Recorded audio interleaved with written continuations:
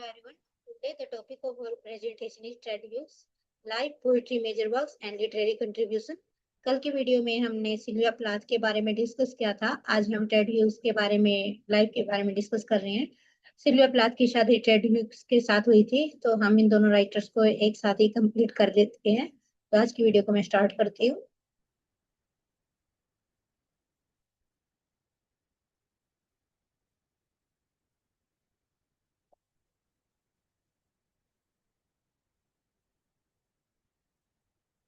क्योटेशन of the day. मैं हर एक video को एक क्योटेशन के साथ स्टार्ट करने की एक प्लान बनाया हुआ है, तो आज की जो क्योटेशन है वो इस तरह से। It is often the small steps, not the giant leaps, that brings about the most lasting change. और ये किसने बोली है? क्वीन एलिजाबेथ सेकंड ने बोली है। इन्होंने बोला है कि कभी कभी जो छोटे छोटे से स्टेप होते हैं वो ही हमारी लाइफ में एक बहुत ही बड़ा चेंज लेकर आते हैं। हमें बहुत इस किसी भी चीज के लिए बहुत बड़ा चेंज करने की जरूरत नहीं होती। हम अपनी लाइफ में जो छोटे छोटे चेंज करते हैं वही हमारी लाइफ को बहुत आगे लेकर चले जाते हैं। इसको मैं आपको एक एग्जांपल के साथ समझाती हूँ। जैसे आप अपने मॉर्निंग में आपने अपने अंदर एक मेडिटेशन की आदत डाली, मेडिटेशन में आप खुद पॉजिटिव बोलते हो, तो उसके साथ आपके लाइफ में कॉन्फिडेंस आता जाएगा। ये ज्यादा नहीं है। आप जब शुरुआत में जब आप अपना मेडिटेशन करना स्टार्ट करोगे तो आपको थोड़ा सा अलग लगेगा, लेकिन लास्ट में आपको इसकी आदत हो जाएगी और आप 10 से 15 मिनट लगातार जब मेडिटेशन करोगे, खुद को पॉजिटिव रखने की कोशिश करोगे, तो आपकी लाइफ में रियल में चेंज आता जाएगा। आप अपनी लाइफ में रियल में बदल जाओगे। मैंने पहले बताया था कि मैं जब मैं पोस्ट ग्रेजुएशन में थी तो मेरी आवाज दब गई थी। मैं बिल्कुल मतलब लो कॉन्फिडेंस में रहती थी। आप मेरे प्रीवियस वीडियो को भी देख सकते हो जिसमें मुझे बोलने में तकलीफ होती है। आज भी अब भी मुझे बोलने में थोड़ी सी प्रॉब्लम है, लेकिन इतनी नहीं है। मैं अब अपनी बात को एक्सप्लेन कर पाती हूँ। और ये प्रॉब्लम मुझे बचपन से ही नहीं थी, लेकिन कुछ इन्वायरमेंट, कुछ लोगों के प्रेशर की वजह से जो हैबिट है वो डेवलप हो गई थी। तो हमारे जो सबकॉन्शियस माइंड है उसने उस हैबिट को अपना लिया और फिर वो एक दबाव के रूप में मेरे सामने आया, जिसकी वजह से जो मेरा कॉन्फिडेंस है बिल्कुल कम हो गया। लेकिन जब से मैंने मेडिटेशन स्टार्ट किया और पॉजिटिव थिंकिंग जैसे जो वर्क है वो स्टार्ट किए, तो उसके साथ मेरी लाइफ में पॉजिटिविटी आई और अब मैं हर एक चीज को बहुत अच्छे से एक्सप्लेन कर पाती हूँ। थोड़ा बहुत इसमें दबाव आता भी है, आपको अभी भी पता चलता होगा। मेरी पुरानी वीडियो को भी देख सकते हो, अब की वीडियो को भी देख सकते हो। पुरानी वीडियो में मैं और भी ज्यादा, बहुत सारे लोग तो ये बोलते थे कि आपको एक्सप्लेन करना नहीं आता, लेकिन मुझे पूरी नॉलेज है। मैंने नेट कर रखा है, जेआरएफ कर रखा है, 3 बार मैंने अपना एस्टेट टीजीटी वाला कर रखा है, 2 बार मैंने पीजीटी कर रखा है और सीटेट कर रखा है। तो मैंने प्री एजुकेशन, पीएचडी, अब फिलहाल मेरी पीएचडी चल रही है। तो मेरी एजुकेशन मतलब मैं क्लास में हमेशा फर्स्ट पोजीशन पर रही हूँ, तो मेरी एजुकेशन बहुत अच्छी रही है। लेकिन बोल देते थे कि आपको एक्सप्लेन करना नहीं आता, लेकिन रियलिटी ये नहीं थी। मेरे अंदर नॉलेज थी लेकिन मैं उसको एक्सप्लेन नहीं कर पाती थी, और उसका रीजन यही है कि जो माइंड है उसके ऊपर प्रेशर हो गया था और उस प्रेशर की वजह से मैं अपनी बात को एक्सप्लेन नहीं कर पाती थी। लेकिन जब से मैंने अपनी लाइफ में पॉजिटिविटी को लेकर आई मैं, तो मेरी लाइफ बिल्कुल चेंज हो गई। और अब मेरी जो पास्ट की वीडियोज है और अब की वीडियोज है उसमें मुझे खुद भी चेंज दिखाई देता है। और वो सब चेंज किसकी वजह से हुआ है? मेरे पॉजिटिव थिंकिंग की वजह से हुआ है। तो मैं जब मॉर्निंग मेडिटेशन करती हूँ और मॉर्निंग में अपने जो माइंड को एक पॉजिटिव आउटलुक देती हूँ, उसके साथ मेरी लाइफ में पॉजिटिविटी आ गई है। तो इस तरह से अगर आप लाइफ में आप कोई भी, ये नहीं है आप मेडिटेशन, कुछ भी स्टेप, आप कोई भी पॉजिटिव स्टेप अपनी लाइफ में लेते हो तो उसके रिजल्ट 100% मिलते हैं। तो आपको कोई बड़ा चेंज करने की जरूरत नहीं है, आप छोटे छोटे चेंज से ये बहुत कुछ बदल सकते हो। Now we will discuss about life of Ted Hughes. Ted Hughes 1930 to 1998। जो टेड ह्यूग्स हैं इनका जन्म 1930 में हुआ और इनकी डेथ 1998 में हुई। was one of the most significant English poet of 20th century। ये 20th century के बहुत ही ज्यादा significant poet थे। He is celebrated for his powerful imagery, profound understanding of nature, exploration of primal instinct of human beings and animals। वो किसके लिए जाने जाते हैं? Celebrates his own powerful imagery, खुद की पावरफुल इमेजरी की वजह से। प्रोफाउंड अंडरस्टैंडिंग ऑफ नेचर, जिसमें वो नेचर की बहुत अच्छी अंडरस्टैंडिंग को शो करते हैं। And exploration of primal instinct of human beings and animals, जिसमें वो ह्यूमन बींग्स और एनिमल्स के प्राइमल इंस्टिंक्ट को बताते हैं। मतलब ह्यूमन बींग्स की इमेजरी को बहुत अच्छा वो प्रेजेंट करते हैं।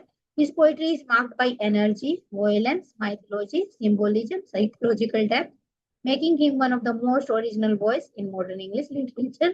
Hughes' work reflects eternal struggle between civilization and natural world. जो ह्यूग्स के वर्क है रिफ्लेक्ट इटरनल स्ट्रगल, ये एक इटरनल मतलब एक आंतरिक स्ट्रगल को दिखाते हैं between civilisation and natural world. किस तरह से जो सिविलाइजेशन है वो उसका इफेक्ट नेचुरल वर्ल्ड के ऊपर पड़ता है, तो वो अपने पोएट्री के थ्रू इस आइडिया को प्रेजेंट करते हैं।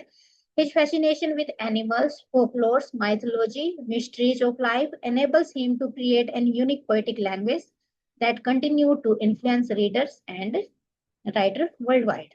उन्होंने अपनी जो पोएट्री है उसमें animals, folklore, mythology, mysteries of life के बारे में इस तरह से एक यूनिक पोएटिक लैंग्वेज में प्रेजेंट किया है कि जो वर्ल्ड के जो पोएट्स हैं वो आज भी उनसे इन्फ्लुएंस्ड है।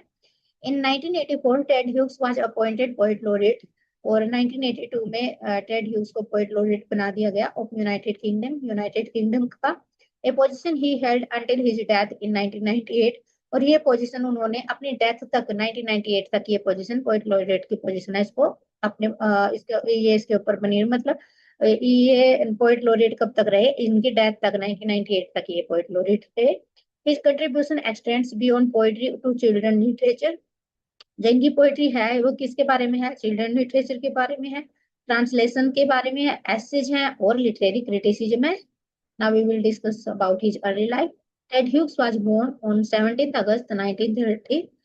मैथिल मरोइड, उसको किस तरह से प्रोनाउंसिएशन करोगे कर लेना, तो माइथल मरोइड। इनका जन्म कहाँ हुआ, 17 अगस्त 1930 में माइथल मरोइड में हुआ। His father William Henry Hughes served as first world war. इनके जो फादर थे हेनरी ह्यूग्स, उन्होंने फर्स्ट वर्ल्ड वार में क्या किया था, सर्व किया था, उसमें काम किया था। While his mother Edith Hughes encouraged him to interest in reading storytelling, उसकी जो मदर है एडिथ ह्यूग्स, उन्होंने पोइट्री में राइटिंग में उनको एनकरेज किया। ग्रोइंग अप इन यॉर्कशायर, ये कहाँ पर बड़े हुए, यॉर्कशायर में। Countryside has profound influence on Hughes imagination, इसका ह्यूग्स की लाइफ के ऊपर बहुत ही ज्यादा इन्फ्लुएंस रहा है। Rivers, forests, hills, birds, wild animals become central elements of his poetry. Rivers, forests, hills, birds, wild animals, ये उनके पोएट्री के सेंट्रल पॉइंट्स हैं। As a child, he spent much of his time fishing, hunting, observing nature, experiencing experiences that later shaped his literary visions. और as a child ही spend much of his time fishing, और जब वे बच्चे थे तो उनका ज्यादा टाइम किसमें स्पेंड होता था, फिशिंग में, मछली पकड़ने में, हंटिंग में, ऑब्जर्विंग नेचर में, नेचर को ऑब्जर्व करने में, एक्सपीरियंस में, और दूसरी चीजों में उनका लाइफ का टाइम ज्यादा, बचपन का टाइम ज्यादा स्पेंड हुआ है। when 7 year old, जब ह्यूग्स 7 साल के ही थे, his family moved Maxborough where he continued his education and developed passion for literature. जब वे 7 साल के हुए तो वो मैक्स ब्रूक की तरफ चले गए और वहां पर उन्होंने अपनी एजुकेशन को कंटिन्यू रखा और पैशन फॉर लिटरेचर, और इसके साथ साथ जो पैशन है फॉर लिटरेचर है, लिटरेचर के लिए अपना पैशन उसको कंटिन्यू रखा। Now we will discuss about his education. Ted Hughes attended Max Brock Grammar School before studying English at Pembroke College, Cambridge. He later switched from English to anthropology and archaeology, believing this subject would provide a deeper understanding of myth, rituals, human civilization. जो Hughes है उन्होंने मैक्सब्रो grammar school को attend किया before studying English at Pembroke college में study continue रखने से पहले। Letter he switched from English to anthropology, फिर उन्होंने इंग्लिश से एंथ्रोपोलॉजी में अपने सब्जेक्ट को ट्रांसफॉर्म कर दिया। Believing this subject would provide deeper understanding of myth, rituals and human civilization. और उसे ये बिलीव था कि जो एंथ्रोपोलॉजी है ये मीथ, रिचुअल और ह्यूमन सिविलाइजेशन की ज्यादा इंफॉर्मेशन उसको देगा। His university education strengthened his interest in mythology, psychology, folklore, ancient culture, all of which become recurring themes in his poetry. Literary career. Ted Hughes began publishing poetry while at Cambridge. His first major collection, The Hawk in the Rain, 1957, established him as a remarkable new poetic voice. तो उनका जो work है the hoc in rain, ये publish कब हुआ था, 1957 में publish हुआ था, और इन्होंने इनकी पोएटिक वॉइस को एक रिमार्केबल पेस के रूप में, लिटरेचर के एक रिमार्केबल पेस के रूप में प्रेजेंट किया। Critic praised it's originality, vivid imagery and energetic style. Critic ने इसकी ओरिजिनलिटी को इमेजरी को और एनर्जेटिक स्टाइल की इसकी क्या की है, प्रेज की है, प्रशंसा की है। Over the next 4 decades, Hughes published numerous poetry collections, children books, translations, plays, essays, and prose work. और उसके जो दूसरे डिकेट्स हैं, 4 decades हैं, उन्होंने क्या पब्लिश किया? Poetry collection, children's book, translations, plays, essays, prose work. His reputation grew steadily. He became one of the Britain's most respected literary figures. In 1984, he appointed poet laureate of United Kingdom, succeeding John Benjamin. तो 1984 में उनको poet laureate बनाया गया। और किसके बाद बने थे भाई? जॉन बेंजामिन के बाद ये पोएट लोरेट बने थे। तो 1984 में टेड ह्यूग्स को पोएट लोरेट बनाया गया। Marriage with Sylvia Plath. In 1956, Ted Hughes married Sylvia Plath, one of the greatest American poet of 20th century. 1956 में टेड ह्यूग्स की शादी सिल्विया प्लाथ के साथ हुई। वो एक अमेरिका की बहुत ही फेमस पोएट है। Their relationship was intellectually stimulating about emotional turbulence. The couple had 2 children. Their marriage eventually broke down and Sylvia Plath died in 1963. इनकी मैरिज ज्यादा नहीं चली, इनके 2 बच्चे थे और सिल्विया प्लाथ की डेथ कब हुई? 1963 में हुई। For many years, Hughes remained silent about their relationship. In 1998, shortly before his death, he published a birthday letter, a deeply personal collection reflecting on their marriage, love, separation, grief, and memory. जो उनकी life है उसमें उसके बारे में लोगों को ज्यादा इंफॉर्मेशन नहीं थी, लेकिन 1998 में टेड ह्यूग्स ने एक बुक पब्लिश की जिसका नाम था बर्थडे लेटर। उसमें उन्होंने अपनी life, marriage, love, separation, grief और मेमोरी के बारे में लिखा। तो उसमें हमें टेड ह्यूग्स और सिल्विया प्लाथ के जो रिलेशनशिप है उसके बारे में पता चलता है। Now we will discuss about the characteristics of Ted Hughes poetry. Celebration of nature. Nature is the heart of Hughes' poetry. Unlike romantic poets who often idolize nature, Hughes presents it as a powerful, mysterious, violent, indifferent to human emotion. Animal symbolism. Animals symbolize strength, survival, instinct, and the untamed forces of life. Bird, foxes, hawk, jaguars, wolves, fish, crows appear repeatedly in his poems. Myth and folklore. Hughes drew inspiration from myths, legends, folklore, ancient rituals, giving his poetry timeless unity. Violence and survival. Many poems portray the struggle of existence, where survival depth depends upon strength and adaptability. Psychological depth influenced by mythology and psychology. Hughes explores fear, death, dream, memory, unconscious mind, powerful imagery. His poetry is filled with striking visual images, making readers feel the imagery intensify of nature. Now we will discuss about his major works. The Hawk in the Rain, published in 1957. The first collection established Hughes as a leading modern poet. जो the hawk in the rain है, publish in 1957, जो 1957 में publish हुआ, ये इनका first collection था। Establish Hugh as leading modern poet, जिसने Hugh को एक famous modern poet, leading modern poet के रूप में प्रेजेंट किया। The poem emphasise nature's raw energy and humanity fragile place within it. The title poem portrays Hawk as a symbol of courage, dominance, importance, won immediate critical acclaim, introduced Hughes' unique poetic voice, and established his reputation internationally. तो जो hoc in the rain है, ये publish हुआ था 1957 में। इसने Hugh को एक वर्ल्ड नोन पोएट के रूप में एस्टेब्लिश किया। Next work is Lupercal, published in 1960. This collection contains some of the Hughes' most famous poems, including Hawk Roasting and Pike. The poem depicts animals as embodiment of instinct and power. जो ल्यूपरकेल है, ये 1960 में publish हुआ और इसके अंदर कुछ famous poems हैं, जैसे कि द हॉक रोस्टिंग है और पाइक है। ये किन किन थीम के ऊपर बेस्ड है? Nature, power, violence, instinct and survival. इन थीम के ऊपर ये वर्क बेस्ड है। Next work is Wodwo, published in 1967. This collection marked a shift toward philosophical questioning and self-discovery. The title character search for identity and meaning. जो वोडवो है ये भी एक फिलोसफिकल कलेक्शन है, और इसमें उसने फिलोसफिकल क्वेश्चन पूछे हैं, सेल्फ डिस्कवरी, अपने खुद की डिस्कवरी के बारे में उन्होंने क्वेश्चन पूछे हैं। Now we will discuss about significance, explore existence in question, introduce experimental poetic technique, and reflect psychological complexity. Next is Crow, published in 1970. Crow is Crow is one of Hugh's greatest achievement, inspired by mythology, folklore, and the crow become a symbolic figure representing survival, rebellion, suffering, darker sides of humanity. जो crow है is one of the huge greatest achievement, ये है Hugh का एक famous work है। ये किसके ऊपर बेस्ड है, किन चीजों से रिलेटेड है, माइथोलॉजी फोकलोर की वजह से ये इंस्पायर्ड है। और इसमें क्रो को एक सिंबॉलिक फिगर के रूप में प्रेजेंट किया, जो किस सिंबल के रूप में प्रेजेंट है, सर्वाइवल, रेबेलियन, सफरिंग और डार्कर साइड्स ऑफ ह्यूमैनिटी, इसको शो करने वाला है।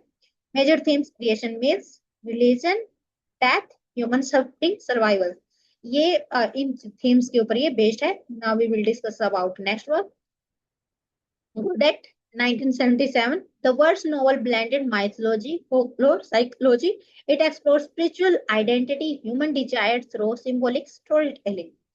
द गॉडेट वर्क है, ये 1977 में पब्लिश हुआ, और ये क्या है, नोवेल है, वर्ड्स नोवेल है। तो हमारे माइन्यूट क्वेश्चन में ये पूछा जा सकता है कि जो गॉडेट है ये क्या है, तो ये एक वर्ड्स नोवेल है जो माइथोलॉजी, फोकलोर, साइकोलॉजी, इनका एक ब्लेंडिंग है, इनका एक मिक्सचर है। इट एक्सप्लोर, ये किन किन थीम के ऊपर बेस्ड है, किन किन का मिक्सचर है ये, spirituality, identity, human desire through symbolic story telling, इनके बारे में ये है। Next is Moortown, published in 1979.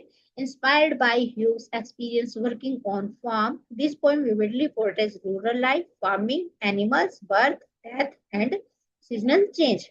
जो मूर टाउन है ये 1979 में पब्लिश हुआ, और यह ह्यू के एक्सपीरियंस के बारे में है, जब उसने फॉर्म में काम किया तो उसके एक्सपीरियंस के बारे में है।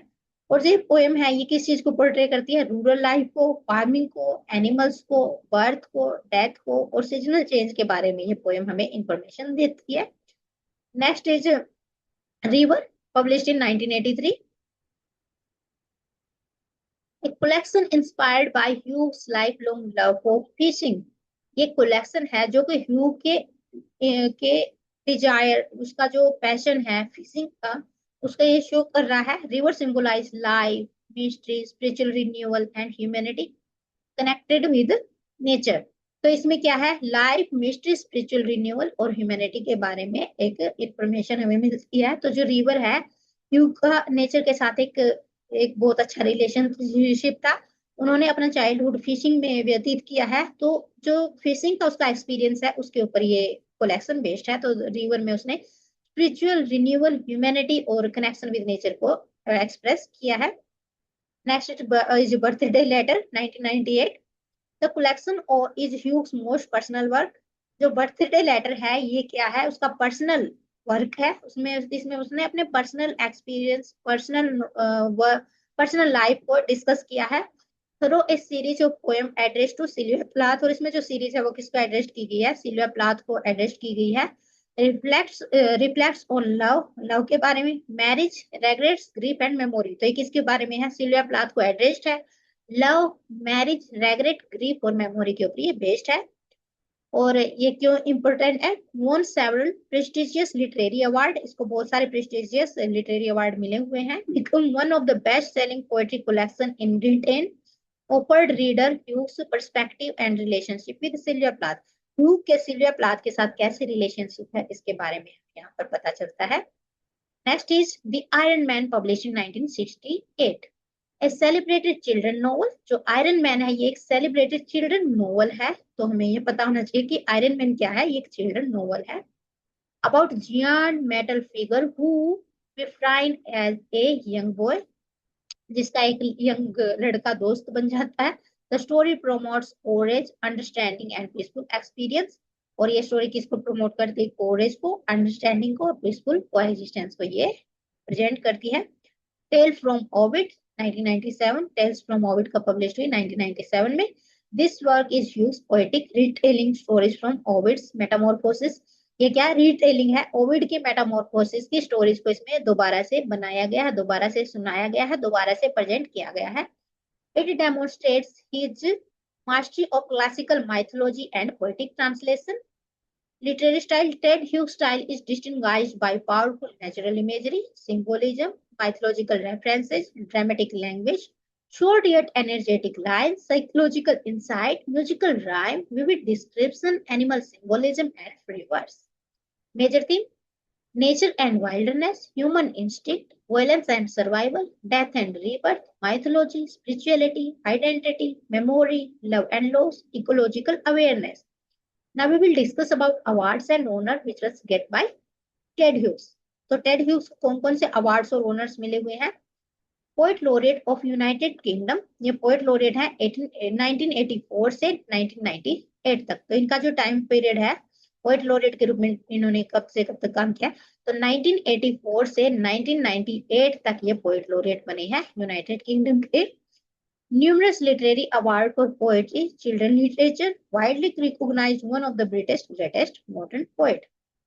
Literary contribution: Ted Hughes transformed modern English poetry by presenting nature as active, dynamic force rather than merely a beautiful background. His innovative use of symbolism, mythology, psychological exploration expanded the possibility of poetic expression. His poetry influenced generation of writers interested in environmental concern, myth, folklore, and the relationship between humanity and natural world. Hugh also revitalized children literature through imaginative and storytelling and introduced classical myth modern readers through its translation. As a poet laureate, he promotes poetry among general public, strengthened the cultural importance of literature in Britain. Critical appreciation: critics praised Ted Hughes for his originality, imaginative power, extraordinary command on language. His poetry is admired for its vivid imagery, emotional intensity, while his personal life attracted considerable public attention.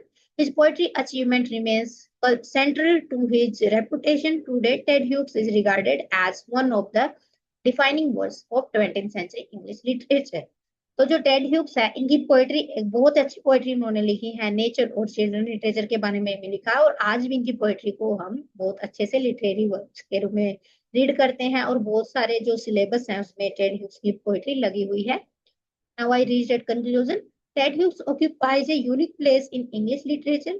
He explored nature, mythology, psychology, and the instinct aspect of human life, produced poetry of exceptional power of originality, from the hawk in the rain to birthday letter. His work reveals remarkable ability to transform ordinary experience into profound poetic vision. His influence continued to shape modern poetry, making him indispensable figure for students and lovers of English literature. तो उनकी जो poetry collection है दी hoc in the rain से लेकर birthday letter तक उन्होंने एक बहुत ही अच्छा लिटरेरी मास्टरपीस हमारे लिटरेचर को दिए हैं, और आज भी रीडर्स, राइटर्स और स्टूडेंट्स उसकी पोएम्स को रीड कर रहे हैं। Now we will discuss about important point which are important for examination point of view. Full name: Edward James Ted Hughes. His full name is Edward James. Born on 17th August 1930, इनका जन्म कब हुआ? 17th August 1930 में हुआ। Birthplace: Bethel Moorhead, West Yorkshire, England. Died 28th October 1998. Education: Pembroke College, Cambridge. Profession: poet, author, translator and children writer. Poet laureate का time period 1984 to 1998. Wife: Sylvia Plath. Famous work: The Hawk in the Rain, Lupercal Grove, Wardwood, Wojet, Moortown, River, Birthday Letter, The Iron Man Tales from Ovid. These are the major works which we discuss in our हमने इन सब चीजों को पहले से discuss कर लिया है। And his major theme is nature, animal, mythology, survival, violence, psychological, death and spirituality. तो उसकी पोएम की जो मेजर थीम है वो कौन कौन सी है? नेचर है, एनिमल है, माइथोलॉजी है, सर्वाइवल है, वॉयलेंस है, साइकोलॉजी है, डेथ है और स्पिरिचुअलिटी है। तो आज की वीडियो में हमने टेड ह्यूक्स के बारे में डिस्कस किया। टेड ह्यूज की शादी किसके साथ हुई थी? सिल्विया प्लाथ के साथ हुई थी। हमने सिल्विया प्लाथ और टेड ह्यूज दोनों की लाइफ को डिस्कस कर लिया है, और दोनों लिटरेचर लिटरेचर के पॉइंट ऑफ व्यू से और टीचिंग एग्जाम के पॉइंट ऑफ व्यू से जरूरी है। मैंने इसको अपनी वीडियो में कवर कर दिया है। अगर आपने मेरी वीडियो को यहाँ तक देखा है तो आपका धन्यवाद। मैं आगे भी अपनी वीडियो को बनाती रहूंगी, और जो ये वीडियो है, ये प्लेटफॉर्म है मेरे खुद के कॉन्फिडेंस के ऊपर बेस्ड है। मैं अपनी लाइफ में क्या अचीव करूंगी, क्या अचीव नहीं करूंगी, ये सारे की सारी चीजें ये इसमें बेस्ड है। मैं इसमें अपनी एक स्ट्रेंथ को, अपनी एक पॉसिबिलिटी को, अपनी पॉजिटिविटी को इसके अंदर लेकर आने की कोशिश कर रही हूँ। मैं अब अपनी लाइफ को एक पॉजिटिव आउटलुक देना चाहती हूँ, और वही मैं अपनी पोएट्री के अपने जो वर्क है उसके थ्रू देना चाहती हूँ। अगर मेरी पोएट्री से किसी की भी हेल्प हो रही है, अगर मेरी जो ये लिटरेरी डिस्क्रिप्शन है, ये नोट्स है, अगर इससे किसी की भी हेल्प हो रही है, तो मेरा लिटरेचर का ये जो पाथ है, ये जर्नी है, ये सफल हो जाएगी।